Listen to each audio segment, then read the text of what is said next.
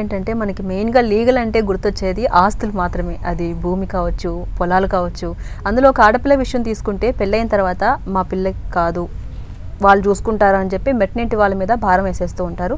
అయితే ముఖ్యంగా ఇక్కడ చాలామందికి ఉన్న డౌట్ ఏంటంటే పెళ్ళైన తర్వాత ఆడపిల్లకి ఎవరి ఆస్తి మీద హక్కు ఉంటుంది? మెట్టినింటి వాళ్ళ ఆస్తి మీద హక్కు ఉంటుందా, లేకపోతే పుట్టినింటి వాళ్ళ ఆస్తి మీద కూడా హక్కు ఉంటుందా? ఇప్పుడున్న చట్టాలు ఏం చెప్తున్నాయి? రెండు చోట్ల ఉంటుందమ్మా. రెండు చోట్ల ఆడవాళ్ళకు ఉన్న అదృష్టం అది. వాళ్ళ మెట్టినింట్లో ఉండేటువంటి రైట్ ఏంటంటే వాళ్ళ ఫాదర్ ప్రాపర్టీలో ఈక్వల్ రైట్స్ వచ్చేసినాయి. ఎన్టీఆర్ యాక్ట్ 1984లో వచ్చేక ముందు ఆడవాళ్ళకి రైట్స్ ఉండే కాదు, కేవలం మగవాళ్ళకే ఆస్తి పంపకాలు ఉండేవి.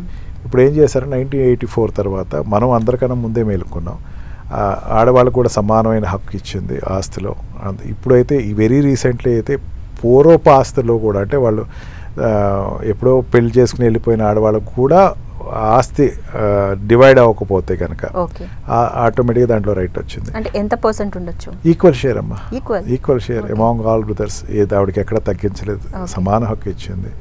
అండ్ ఒక ఫాదర్ ఉన్నాడు అనుకోండి, ఫాదర్ అన్సెటిల్డ్ ప్రాపర్టీ అంటారు, అంటే ఎవరికి రాయకుండా కనుక చనిపోతే కనుక వైఫ్కి ఒక షేర్ ఇస్తారు.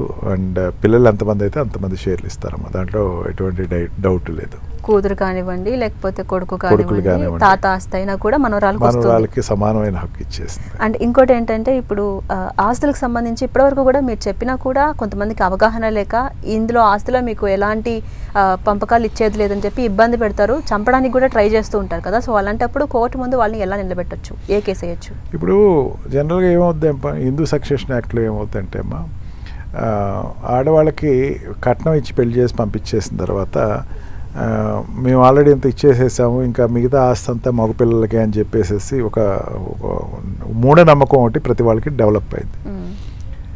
కట్నం ఇచ్చి పెళ్లి చేస్తున్నావు అనేసరికి అది నీ బాధ్యత కింద తీసుకున్నావో లేకపోతే ఆ రోజు నువ్వు చేసిన పెళ్ళి కావచ్చు.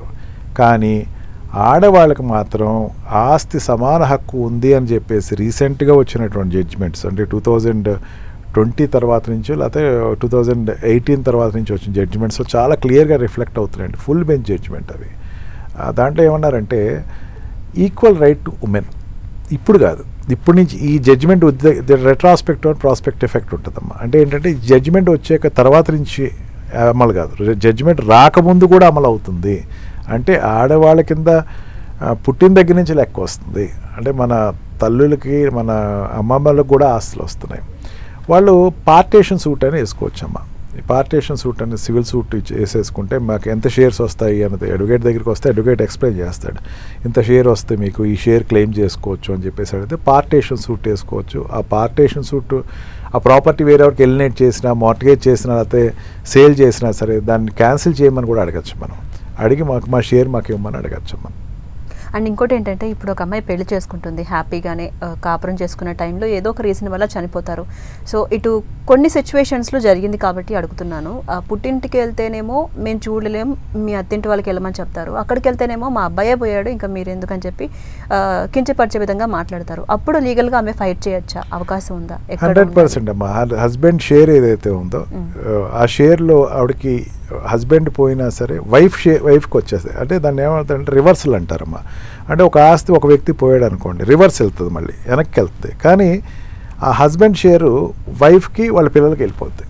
మదర్కో షేర్ వెళ్తుంది మళ్ళీ. దీంట్లో కూడా మదర్కో షేరు, వైఫ్కో షేరు, పిల్లలకో షేరు, 3 షేర్లు వచ్చేస్తాయి. అంటే ఎంతమంది పిల్లలు అయితే అంత షేర్లు వస్తాయి. అండ్ మదర్కి ఒక షేర్ వస్తుంది, వైఫ్కో షేర్ వస్తుంది. అంటే ఇక్కడ ఏమైపోయింది, మదర్ అండ్ చిల్డ్రన్ ఈ షేర్లంతా కూడా మేజర్ షేర్స్ వీళ్ళకి వచ్చేస్తాయి. అది వాళ్ళు వెళ్ళిపోమని చెప్పేసి ఆస్తి ఇవ్వను అని చెప్పేసి అనేటువంటి హక్కు అయితే కనుక లీగల్గా లేదమ్మా. They can fight. అదేవిధంగా